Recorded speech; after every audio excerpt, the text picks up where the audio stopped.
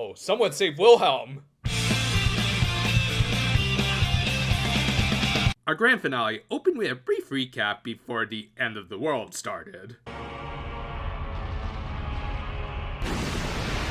Dude, there are better ways of defeating Goku rather than relying on something that's gonna take like 10 episodes to happen. Actually, he had set off Mount Fuji, which yes, is an actual volcano, that's last eruption was all the way back in 1707, caused by an earthquake, and frighteningly enough, there are studies suggesting that even now it's teetering on the edge of another eruption. So yeah, chalk this up as another very unfortunately topical subject for this show. Granted, this crab devil would add just a little extra oomph, as normally it would only rain ash on Tokyo and not full on lava. This on top of some Joker-worthy faces made it clear that the end times were upon the sea of Tokyo. Surprisingly though, we actually got to see the sea's defenses deploy in a Toei show. Between this and the second episode of Hirogaru Sky, I thought for sure their defense taxes went into stuff like the empty warehouse district. But yeah, these were some pretty awesome sequences that really got across the danger him posed. Though of course, with Kenai's Electro, our heroines could separate the black light from him, and from there, they would have to seal him again, otherwise they'd just be back at square one,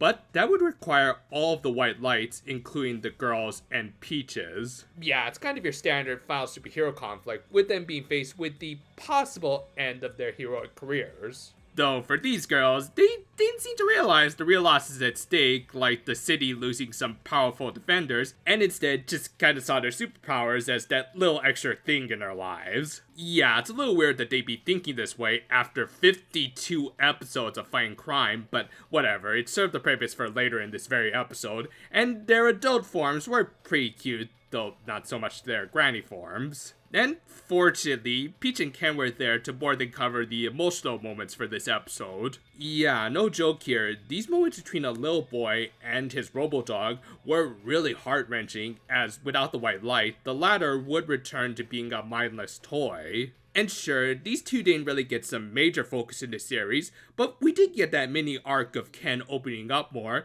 with his robo-dog always there by his side. Not to mention, Tomoko Kaneda and Makiko Omoto really just killed it. Like, if you ever got emotional at the end of Azumanga Dial, then hearing Chio-chan's voice crying will likely trigger some old memories. Not that anything like that happened to me, no siree.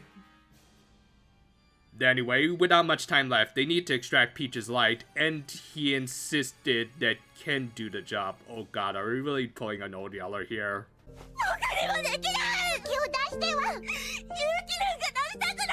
Oh, my insides. Seriously, this scene did not need to be as well directed as it was, with us actually getting to see Ken's teary-eyed point of view whilst him was laughing in the distance, reminding them that they had no other choice. Sure enough, this also acted as a wake-up call for the girls, who after rescuing a few random citizens from some stray lava, realized the true reason that they had become the Powerpuff Girls Z, as they had always had a strong desire to protect others. Thus, they knew they had to fulfill their duties until the very end, even if that end was coming a little sooner than they expected. And with that, they made their way to their final battle. With the lava approaching the city, the girls had to act quickly and... Sorry, folks.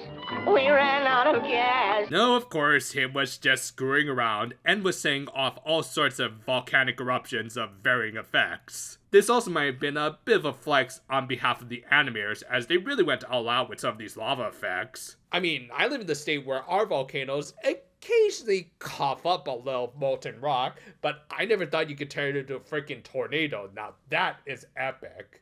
Not to mention, the heat of the molten rocks was making him stronger as his body temperature increased. However, Ken realized that conversely, that would also mean a significant drop in his temperature would depower him, just like, of all things, the time the girls became toddlers. Phrasing? Though of course, they weren't just gonna find a giant slab of ice as the world was melting down, or not. And okay, to be fair, they did provide somewhat of a logical explanation, as Mount Fuji's super eruption was causing abnormal phenomena across the world by suddenly raising the temperatures. So basically, they had sped up global warming to the point that the polar ice caps were already melting. Now, of course, I'm not an expert on this stuff, so I can't totally speak for the validity of all of this, though I do kind of doubt all of this would occur within what couldn't have been more than a few hours since him began his attack. Also, not sure why it would cause fish to fall from the sky, or for the panda population to suddenly increase, but hey, at least they can join in on a certain other magical girl finale. Still, at least points to this show for bringing up some real-life physics, exaggerated or not. Using a clever combination of all of their powers, the girls managed to transport the iceberg to him and break it down into crushed ice, resulting in... So, this series is ending with a final battle that plays out like a prank at a college boy frat. Okay, all other magical girl finales, just go home. You're not gonna be able to top this. It worked and reduced him back to his normal size and vulnerable to the electrode. He tried to recuperate using the residual heat from the volcano, but Ken quickly ended the fight, ironically the same way they started the series. This of course resulted in the girls losing their powers and falling in a similar way as Momoko in the second ending theme, which again makes me think it should have been the final ending theme of the series, but whatever.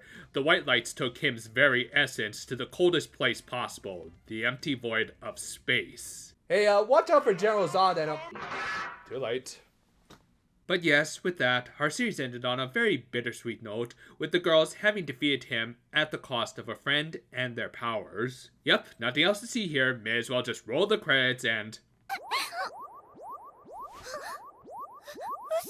Nah, it's a toy magical girl anime, what else did you expect? Hell, they even pulled a Rick Sanchez and Demon Barr to explain how the girls and their rogues gallery managed to maintain their white and black light powers respectively, but again, just whatever, and we'll talk more about it in the closing thoughts. For the time being, the girls did some last-minute cleanup of the villains who helped him, and were greeted by the many side characters they had met across these 52 episodes. And with that, the episode and the series ended on a nice little montage highlighting the show and the girls' many misadventures before giving one final farewell. While I wouldn't call this the most climactic episode of the series, I think that more applies to the previous episode, I gotta say, this was still a very satisfying conclusion. I think one of the most important aspects of any hero story are those moments of the characters reaffirming their convictions. And this final episode managed to accomplish that with some surprisingly emotional moments, yet also never forgot what this show was all about. That being that it is more meant to be a fun send-up to magical girl anime,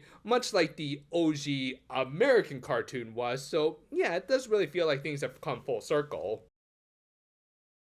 While we do want to save some analysis for an eventual overview whenever that happens, I will say for now, it's been really enjoyable revisiting the series, especially with more knowledge about Toei and a lot of the staff who would go on to work on, at the time, the still relatively new Precure franchise. Sure, these girls weren't exactly the most noble of heroines, but when the time was right, they knew when to get serious and protect the city that they were raised in and had made many memories in. Which, when you have the literal devil trying to turn it into hell, yeah, you kind of have to step it up a little. And while not quite as exciting as a journey across time with a knockoff Gararobo, he still managed to deliver quite an epic final boss fight, and more importantly, a conundrum for the girls. Give up the powers that had made their mundane lives a lot more exciting, or literally let their city burn. Obviously, they made the right choice after witnessing Peach's selflessness and be reminded of how they acquired their powers through similar acts. And yeah, while that didn't actually happen, and they even kind of haphazardly hand-waved away those consequences,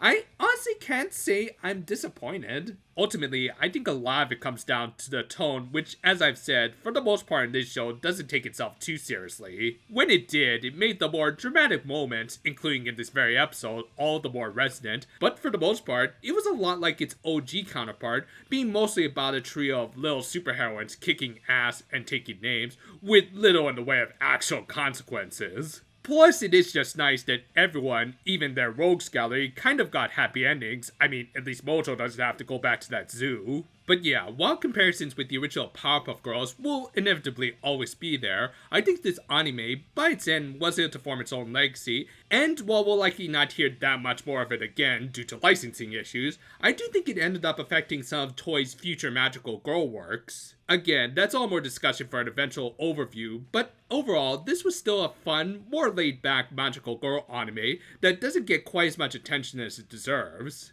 It had some surprisingly timeless messages and never really felt like it was talking down to its audience and just gave everyone a fun little time. And in that sense, I gotta say, this final episode really delivered on that idea with fun characters and some great animation and music. We certainly look forward to taking at least one more look at the series before closing the book on it, but for now, thanks a lot for the memories, girls. Now, unfortunately, the overview for this series is going to have to take a little bit of a backseat, as a couple of other projects are going to have to take priority. Don't worry, we'll try to get it up before the end of the second quarter of this year, especially considering the effect it might have had on the Precure franchise, but for now, onwards and upwards, as in 2 weeks we'll start a new series of reviews. So look forward to all of that, and until then though, for now my friends, and would you look at that, them taking that monkey all the way up into outer space.